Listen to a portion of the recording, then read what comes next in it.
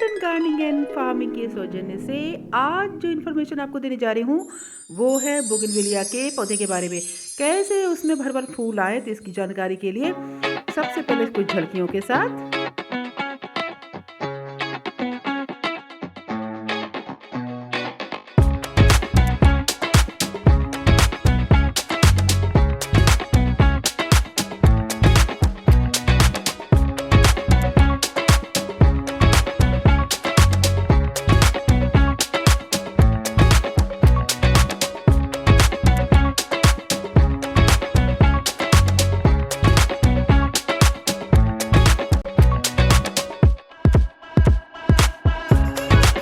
तो वीडियो शुरू करने से पहले आप मेरे चैनल को सब्सक्राइब कर लीजिए ताकि आपको नोटिफिकेशंस मिलते रहें।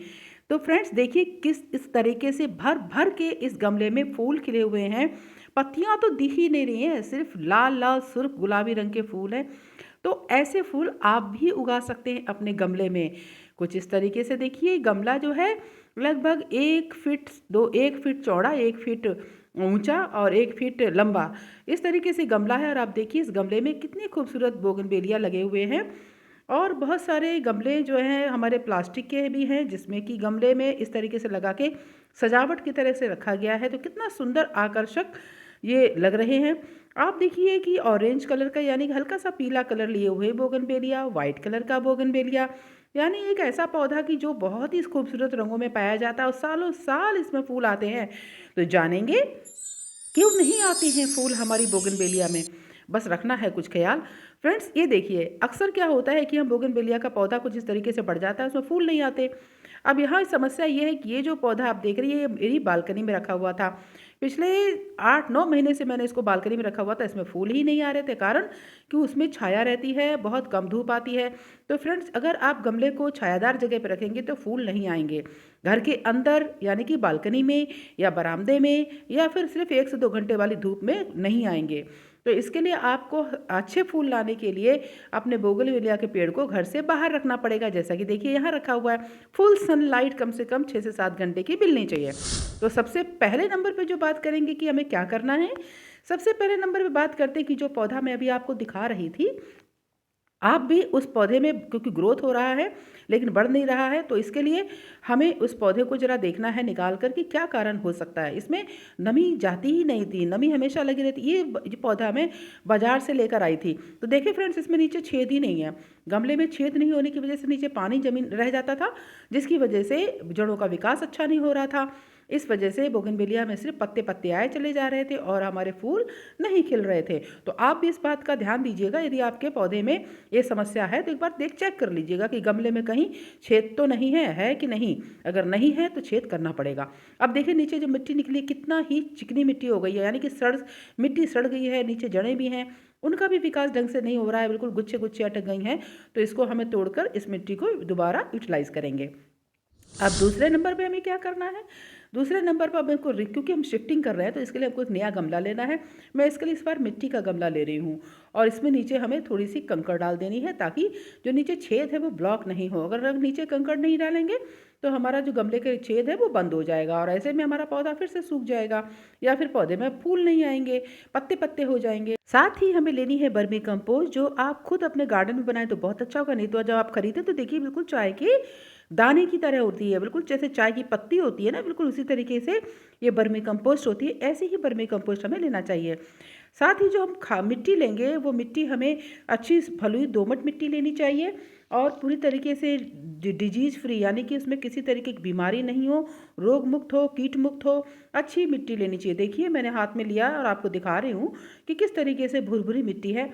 और इस मिट्टी में आपको मिक्स करना चाहिए नीम के पत्ते, क्योंकि नीम के पत्ते जो होती है इसमें कीटनाशक होता है, जेटरेक्टिन की वजह से ये पेस्टिसाइड का भी काम करता है, तो मिट्टी अच्छी हो जाती है।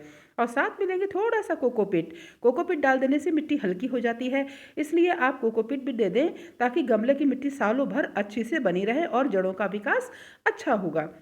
इसके बाद हमें क्या करना है, सारे मिक्सचर को अच्छी तरीके से मिला देना है ताकि हमारा जो मिट्टी है, मिट्टी में सारी चीज़ें अच्छे से मिल जाएँ और पौधे को सभी पोषक तत्व तो बराबर मात्रा में जड़ों से प्राप्त हो सके। अब क्या करना है, तीसरे नंबर पे जो काम हमें करना है, हमें पॉट की फिलिंग करनी है।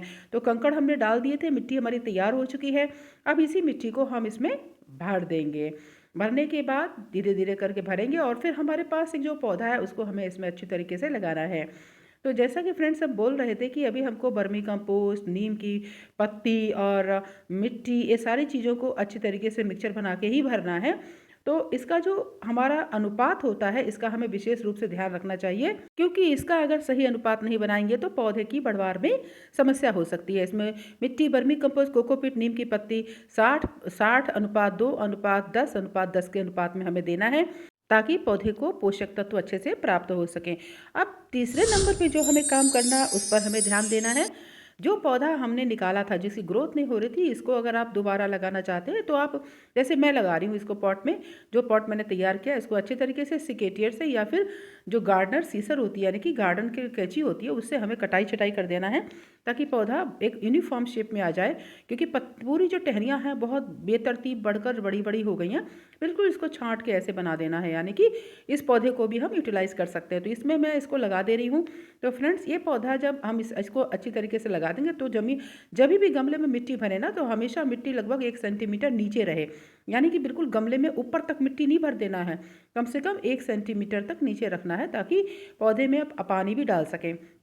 अगर आप गार्डनिंग में बहुत परफेक्ट नहीं है तो आप प्लास्टिक के गमलों का उपयोग ना करें, और ये आप परफेक्शनिस्ट हो चुके हैं तब आप आराम से उसमें लगा सकते हैं। नहीं तो फिर आप मिट्टी के गमले को ही चॉइस लें ताकि आपका पौधा अच्छे से ग्रो करे। अब बात करते हैं कि हमको प्लास्टिक पॉट की मेंटेनेंस कैसे करनी है।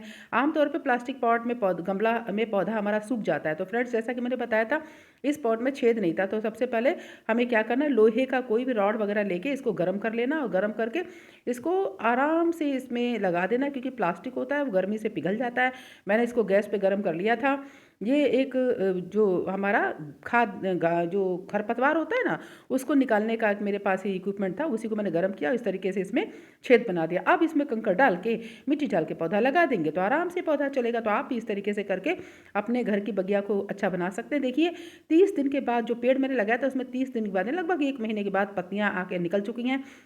अब कि मैंने इसको ऐसी बालकनी में रखा है जहाँ पर धूप कम से कम 4 से 5 घंटे आती है। तो देखिए, पूरा ही 45 दिन के बाद हमारा जो पौधा है वो पूरी तरीके से फ्लावर से भर गया है, यानी कि छोटी सी बालकनी में भी आप अच्छे से फूल खिला सकते हैं। मैंने अपनी इस बालकनी में बोगनविलिया के 2 ही पेड़ लगाए हुए हैं।